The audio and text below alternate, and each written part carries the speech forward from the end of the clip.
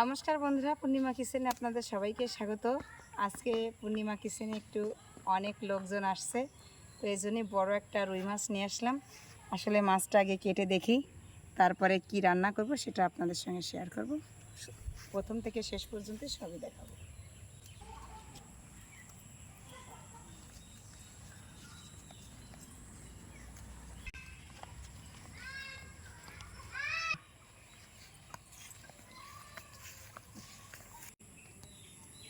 দেখো, আজকের মাছটা কিন্তু অনেকই বড়, বলো?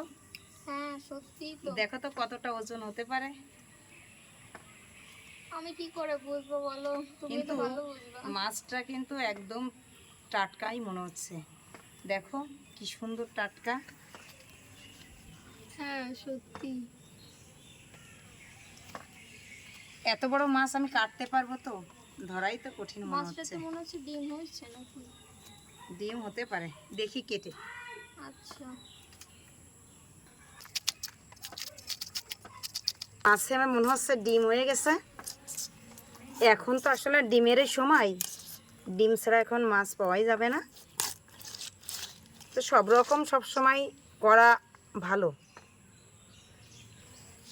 দেখুন কি পরিমাণে ডিম হয়েছে, পেট ভর্তি ডিম আর ডিম। এই দেখুন, ডিমটাই কিন্তু 1 কেজি হয়ে গেছে।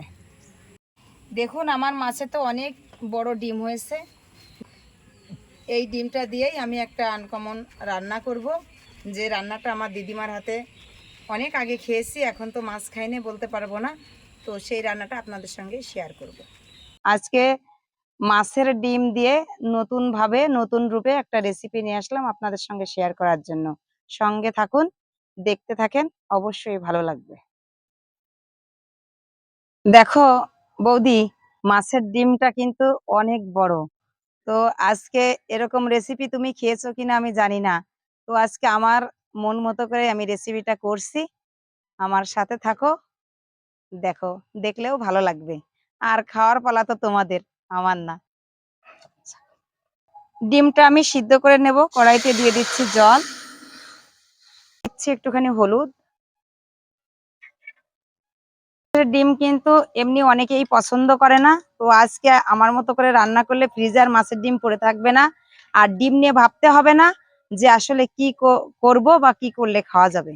ডিমটা আমি সিদ্ধ করে নেওয়ার জন্য দিয়ে দিচ্ছি জলের মধ্যে। দেখুন আলুটা কিন্তু দেখতে আস্ত, কিন্তু আমি একটু কেটে কেটে নিয়েছি যাতে আলুটা ডিমের সঙ্গেই সিদ্ধ হয়ে যায়। ডিমটা তো বেশি সিদ্ধ করবো না, একটু হালকা সিদ্ধ করব, তাহলেও কিন্তু আলুটাও ওই ডিমের সঙ্গে সিদ্ধ হয়ে যাবে। মাছের ডিম আর আলুটা একসঙ্গে দিয়ে দিয়েছি, এবার একটু ঢাকা দিয়ে দিচ্ছি। কেমন হয়েছে এই দেখুন, ডিমটা কিন্তু আমার সিদ্ধ হয়ে গেছে। বেশি সিদ্ধ করব না, একদম একটু হালকা সিদ্ধ করে নিয়েছি, না হলে শক্ত হয়ে যাবে। শক্ত হলে কিন্তু ভালো হবে না। এই দেখুন, সামান্য একটু ভিতরে ভিতরে নরমও আছে, এই নরমটাই ভালো হবে। করা ডিমটা আমি ছেঁকে নিচ্ছি একটু ঝুড়ি দিয়ে। আমি আলু দুটো আগে তুলে নিচ্ছি, ডিমের জলটা ঝরতে একটু সময় লাগবে। ঢাকিয়ে এপিট ওপিট করে রাখছি। এই দেখুন কি সুন্দর হয়ে গেছে। আলুটা আমি ভালো করে ভেঙে নিচ্ছি। তো যা উপকরণ লাগবে আমি দিয়ে দিচ্ছি। পেঁয়াজ কুচি, লঙ্কা গুঁড়ো, হলুদ গুঁড়ো, জিরে গুঁড়ো, রসুন বাটা, লবণ। এটা দিয়ে আমি আলুটা মাখাচ্ছি, আর মাছের ডিমটা সুন্দর করে শিলপাটায় বেটে নেব। একবারে দিলে কিন্তু বাটা হবে না, দুবার করে দিতে হবে। এটা এরকম ভাবে রান্না করলে কেউ ধরতেই পারবে না যেটা মাছের ডিম না কিসের, কি খাচ্ছি। মাছের ডিম কিন্তু অনেকেই খেতে চায় না, যারা খেতে চায় না তাদের জন্য কিন্তু এই রেসিপিটা। বাটলে কিন্তু আর ডিমের অস্তিত্ব থাকছে না, বোঝাই যাচ্ছে না, মনে হচ্ছে ডাল বাটছে। আমার কিচেনের পাশ দিয়েই কি সুন্দর ফুল ফুটেছে দেখুন। এটা কনক দুত্র, এটা সচরাচর দেখাই যায় না। দুত্র ফুল অনেকই আছে, কনক দুত্রটা পাওয়াটা খুবই রেয়ার। তো বাবা ভোলানাথের মন্দির আছে, তো এই জন্য হয়তো বাবা কৃপা করেছেন। তাই দেখুন দুত্র ফুলের বাগান হয়ে গেছে, গাছে কত ফুল ফুটেছে, খুব সুন্দর লাগছে। মাছের ডিমটা বাটা হয়ে গেছে, দিয়ে দেওয়া হয়ে গেছে, আলুটাও ভালো করে দিয়ে দিয়েছি আমি। এবার ডিমটা দিয়ে সব উপকরণ দিয়ে একসাথে ভালো করে মাখিয়ে নেব। বড়াটা ভাজার জন্য দিয়ে দিচ্ছি কড়াইতে সাদা তেল। তেলটা তো একটু বেশি করেই দিতে হবে। বড়াটা আমি একে একে দিয়ে দিচ্ছি। মাছের ডিমের বড়া ভাজতে গেলে কিন্তু অনেকটাই ফোটে, কিন্তু দেখুন ডিমটা বেটে নিছি দেখে কিন্তু ফুটছে না। ডিম ভাজতে গেলে, চিংড়ি মাছ ভাজতে গেলে একটু তো তেলে গেজা হবেই। আমার বড়া কটা কি সুন্দর চপের মতন হয়ে গেছে। এবার আমি একে একে সব তুলে নিচ্ছি। মাছের ডিমটা আমার ভাজা হয়ে গেছে। কড়াইতে দিয়ে দিচ্ছি আমি সাদা তেল। তেলের উপরে গোটা তেজপাতা, গরম মশলা,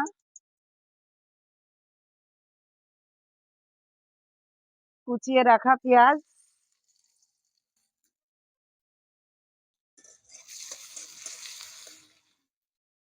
এর মধ্যে দিয়ে দিচ্ছি রসুন বাটা।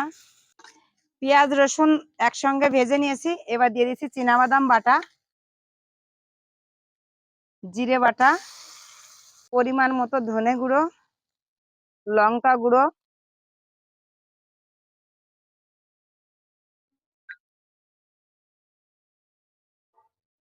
হলুদ গুঁড়ো, স্বাদ মতো লবণ। এই মশলার মধ্যে আমি দিয়ে দিচ্ছি একটুখানি জল মশলাটা কষার জন্য।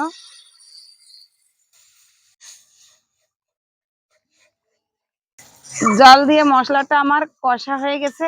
এ দেখুন মশলা থেকে কি সুন্দর তেল ছেড়ে দিয়েছে। আর মশলার গ্রেভিটা দেখলেই বোঝা যাচ্ছে যে আসলেই তরকারির কেমন কালার আসবে। কালারটা তো অনেক সুন্দর হয়েছে। এবার দিয়ে দিচ্ছি আমি তরকারিতে একটু ঝোল।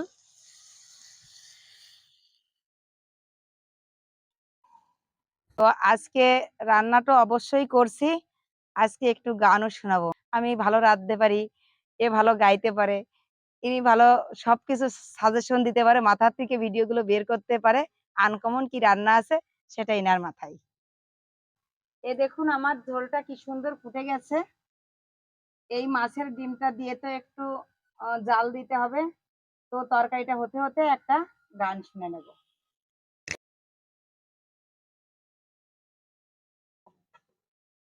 মাছের ডিমটা দেওয়া হয়ে গেছে ঝোলের মধ্যে। এবার আমি ঢাকা দিয়ে দিচ্ছি। না, ওই ঝোলটা ফুটতে ফুটতে তুমি একটা গান শোনাও বন্ধুদের। কি গান শোনাই বলো তো? তোমার যেটা ভালো লাগে, বন্ধুদের ভালো লাগে সেরকম একটা গান শোনাও। সবাই তো একই রকম ভাবে রান্নার ভিডিও বানায়, আমরা একটু আলাদা ভাবেই বানাচ্ছি। তাহলে ঠিক আছে, আমার পছন্দ মতোই গাইলাম। হয়তো ভুল ত্রুটি থাকতে পারে, সবাই ক্ষমা দৃষ্টিতে নিয়ে দেখবেন এবং শুনবেন। আমার বলার কিছু ছিল না, না গো, আমার বলার কিছু ছিল না। চেয়ে চেয়ে দেখলাম তুমি চলে গেলে, তুমি চলে গেলে। চেয়ে চেয়ে দেখলাম আমার বলার কিছু ছিল না, না গো, আমার বলার কিছু ছিল না। সব কিছু নিয়ে গেলে জানিয়ে ছিলে, আনন্দ হাসি গান সব তুমি নিলে।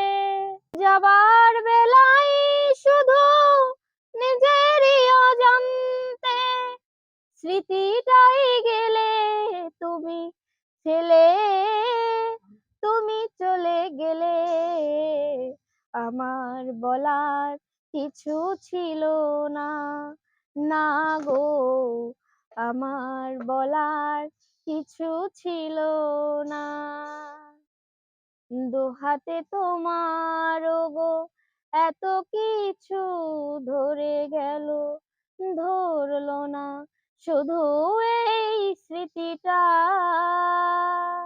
রয়ে গেল শেষ দিন, রয়ে গেল সেদিনে প্রথম দেখার সেই পৃথিবীটা।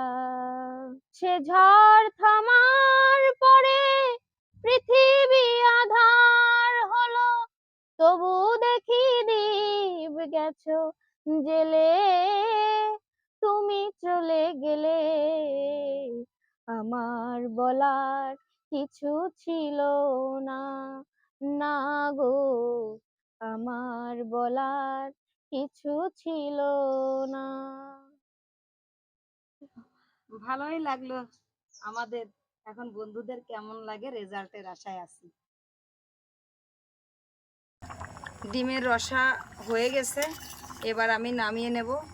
এই ঝোলের কালারটা এরকম আসছে কেন জানেন? চীনাবাদামের পরিমাণ একটু বেশি দেওয়া তো, টেস্টের জন্য। তো থাক, কালার তো প্রত্যেক তরকারিতেই আসে বা তরকারিতেই খাওয়া হয়, কালারের জন্য। আজকে স্বাদ দিয়েই খাওয়া হবে।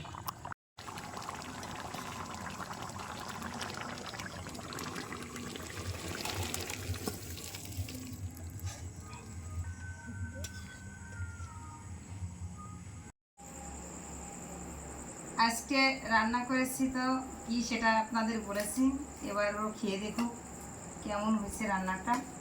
দিদি কি রান্না করেছো? দেখতে তো রসগোল্লার মতো লাগছে। খেয়ে দেখবো না কি কি? খেয়ে দেখি আগে।